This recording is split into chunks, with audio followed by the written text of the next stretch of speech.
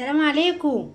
تعالوا، شايفين البخور الجميل الامور ده؟ حاجه كده فعلا روعه الروعه، والريحه في منتهى الجمال. تعالوا نشوف عملناه بكل سهوله ازاي. حاجه فعلا تحفه جدا. تعالوا بقى، انا دي عاملاها، بس برضو ايه لازم اوريكم الطريقه. بصي، تغطيها كده.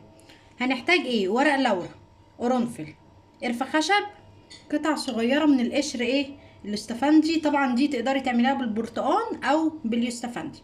معانا اهي كده. بصي، نسمي الله. سهلة جدا كمان. بتاعة الاستفندي اسهل من البرتقال، بس احنا ما فيش حاجة صعبة علينا يعني. طالما ايه هنعمل الحاجة بنسمي الله كده وبنعملها، بتطلع معانا ايه جميلة ان شاء الله. ده ايه الغطا، ومعايا طبعا فحم ايه على البوتاجاز. ده الغطا نخليه ايه على جنب. طب الاستفندي دي هنطلعها ازاي يا منى؟ بكل سهوله، ده بايدك ممكن تطلع.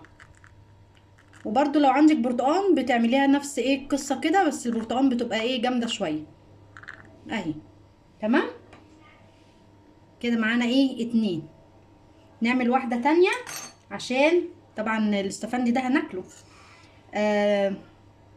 عشان احط في كل اوضه واحده، واحط في المطبخ واحده. دي زي مبخرة كده يا بنات. الريحة مش قادرة اقولك، بتقعد في البيت قد 3 ايام كده. تمام. وبالنسبة طبعا انتوا عارفين ورق اللورا بيطلع الطاقة السلبية في البيت، مع بقية الحاجات دي بقى مش قادرة اقولك على الجمال والريحة. تمام. بصي اهي كل واحدة غطاها. عندي خلة او سكينه، ما عندكيش خله ما مش مشكله. هنعمل فتحات كده. طب ليه الفتحات دي يا منى؟ عشان الريحه تطلع لنا. هتشمي ريحه مش قادره اقولك. طب انت يا منى زهقتينا بقشر الاستفندي والبرتقال الشتا ده، والله مش هتندموا، مش هتندموا، مش هتندموا. حاجه كده فعلا جميله. وكده كده بنرمي الحاجات دي، لا اعملي منها حاجه اعاده ايه تدوير. هنعمل منها حاجه جميله وهتشوفي بعينك دلوقتي. تمام. هما 3 كفايه عشان ما اطولش عليكم الفيديو. كل واحده بالغطا بتاعها. نشيل الغطا كده ونحط بقى ايه، نشوف هنحط الفحم ازاي والحاجه ازاي. هنعمل ايه بقى؟ نحط كده ورق اللورا الكميه اللي عندك يعني. تمام. عايزه بقى تضيفي حاجات بتحبيها في البخور مفيش مشكله. عايزه تضيفي فانيليا برضو باودر مفيش مشكله، بس انا ايه عايزه الريحه مميزه كده. ونحط ايه قرنفل. قرنفل القرفه الخشب بقى مش قادره اقولك يعني بتعمل ايه في الريحه والجمال والحلاوه.